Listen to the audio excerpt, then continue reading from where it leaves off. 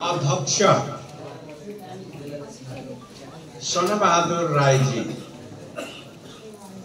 चाहिँ जनता समाजवादी पार्टी बनाउन सकिँदैन सक्दिन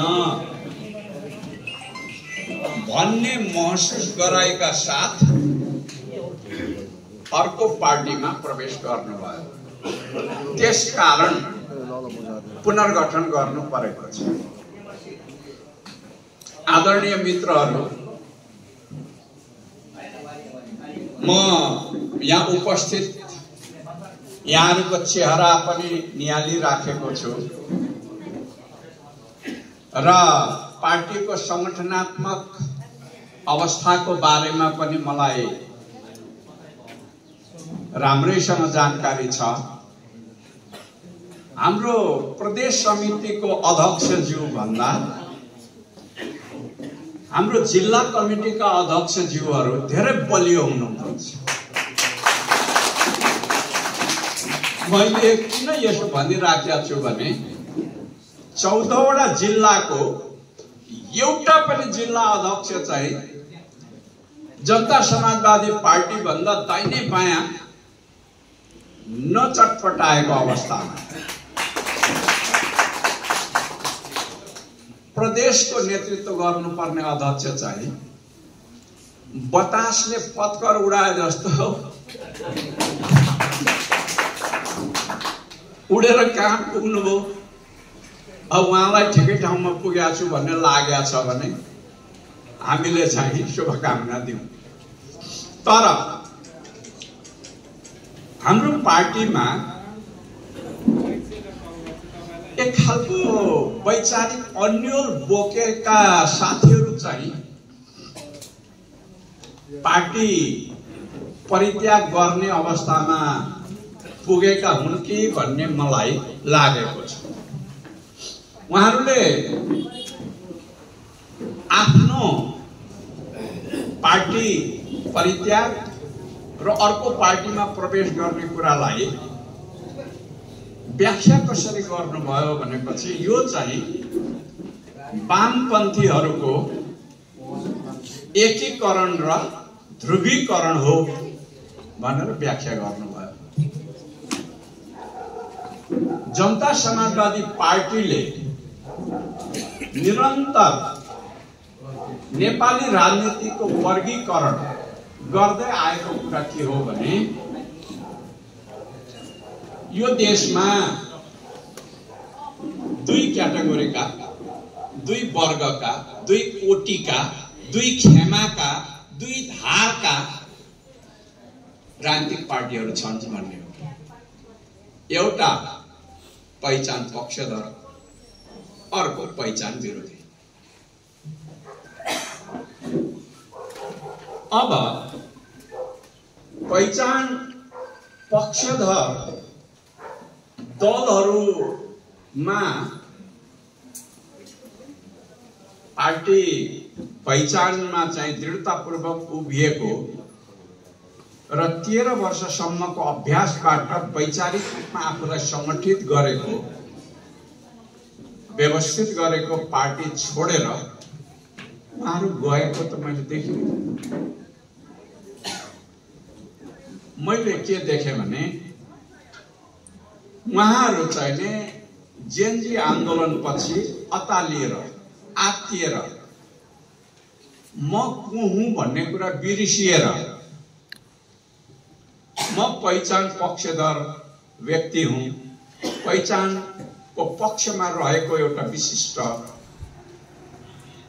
हैन सुसङ्गठित, यो सुसङ्गठित भनेको वैचारिक हिसाबले पनि सुसङ्गठित भन्न खोजेको मैले। संगठनात्मक हिसाबले त संगठित छँदैछ, त्यो भन्दा अझै राम्रो हिसाबले यो पार्टी जनता समाजवादी पार्टी वैचारिक रूपमा सुसङ्गठित हो। त्यो कुरा त अरू धेरै पार्टीहरूले पनि भनिराख्नु भएको छ। हामीले यो जनता समाजवादी पार्टीको वैचारिकीलाई एउटा उचाइ दिन सकेका छौँ। भलै कहाँ कसले चुनाव जित्यो कि हार्यो भन्ने कुरा छुट्टै होला, कहाँ कुन कमिटी बन्यो कि भङ्ग भयो भन्ने कुरा छुट्टै हो, कुन नेता कहाँ चाहिँ रह्यो कि रहेन भन्ने कुरा छुट्टै होला। तर वैचारिकीका हिसाबले हेर्ने हो भने पहिचानको सन्दर्भमा यो पार्टी जति सुसंगठित अर्को कुनै पार्टी मैले देख्दिनँ। तर यस्तो पार्टी छोडेर अनि त्यसपछि होइन वैचारिक हिसाबले चाहिँ लडाई लड्ने हो, पहिचानको निम्ति चाहिँ त्यही गएर लडाई लड्ने हो,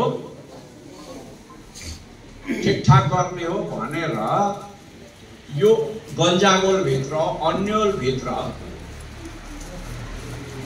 विचार पनि पन्यालिने मासिने अवस्थामा कुनै पार्टीमा सामेल हुनु भनेको त्यो आफूलाई बिर्सनु नै हो। त्यसै कारण उहाँहरूले भन्नुभयो वामपन्थी ध्रुवीकरण तथा एकीकरण। वामपन्थीहरूभित्र आफूलाई वामपन्थी अब्बल वामपन्थी भनेर दाबी गर्नेहरूभित्र कति पहिचान विरोधीहरू छन् याद छ यहाँहरूलाई? वामपन्थभित्रका चाहिँ मूलधारै हुन् भन्नेहरू पहिचानलाई यति सन्तोषराह गर्ने छन् त्यो भनी शान्ति नै छ। त्यसकारण वामपन्थको फुलझडी लगाएर कसैलाई धोका दिनु गलत हुन्छ पहिचानवादी हुनबाट हो भन्न सकिन्छ। पहिचानको पक्षमा उभिएकाहरूले पनि कसैले दक्षिण पन्थ है अपनाएका हुन सक्छन् दक्षिणपन्थीबाट है। जस्तो अब यहाँ मैले थोरै नामै लिनु पर्दाखेरि है जात जातिलाई चाहिँ गाली गर्ने उछिटो काट्ने जातिगत हिसाबले कसैमाथि चाहिँ के भन्दाखेरि पुरै आक्रामक बन्ने यो चिज चाहिँ नि पहिचानभित्रको दक्षिणपन्थ हो। दक्षिणपन्थी कोणबाट पहिचानलाई चाहिँ दुरुपयोग गर्ने चेष्टा। मैले नाम चाहिँ लिइन, यहाँ सबै मिडियामा रेकर्ड भइराखेको छ, यहाँहरूलाई थाहा छ है। कुनै अमुक अमुक जातको बारेमा अमुक अमुक जातिको बारेमा तथा नाम गाली गरेका छ, कुट्नुपर्छ, ठोक्नुपर्छ, हान्नुपर्छ, मार्नुपर्छ, खेद्नुपर्छ, नखेद्नुपर्छ आदि इत्यादि जस्ता अभिव्यक्ति दिने चाहिँ त्यो दक्षिणपन्थ हो।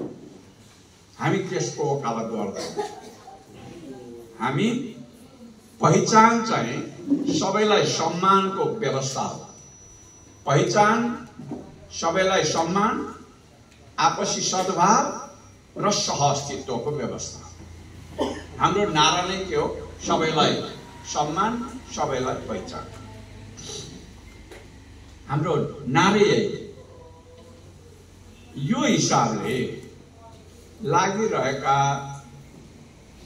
हामीहरू आफ्नो नाभीको कस्तुरीको सुगन्ध हावामा खोज्दै भड्किने चाहिँ मृग जस्तो, कस्तुरी मृग जस्तो त्यो सुगन्ध खोज्दै कहीँ हिँडिराखेको छ। अब त्यो सुगन्धलाई हामीले सदुपयोग गर्न सक्दैनौँ होला, उपाय खोजौँ।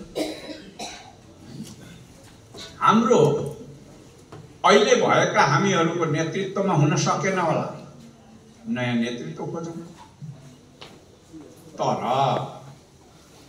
त्यो चाहिँ तपाईलाई आफ्नो सुगन्ध थाहा नपाएर हावामा भड्किने अथवा मृग तृष्णा भन्छौँ नि हामी हैन, मृग तृष्णा। मरुभूमिमा मृगले चाहिँ तिर्खाएपछि त्यो बालुवा टल्किएकोलाई चाहिँ एकदम पानी टल्किएको जस्तो देख्छ अरे, हेर्छ त्यहाँ फेरि पानी होला भन्छ, जान्छ त्यहाँ पनि पानी छैन, फेरि टाढा देखिन्छ, गर्दा गर्दै मृग मरे जस्तो है।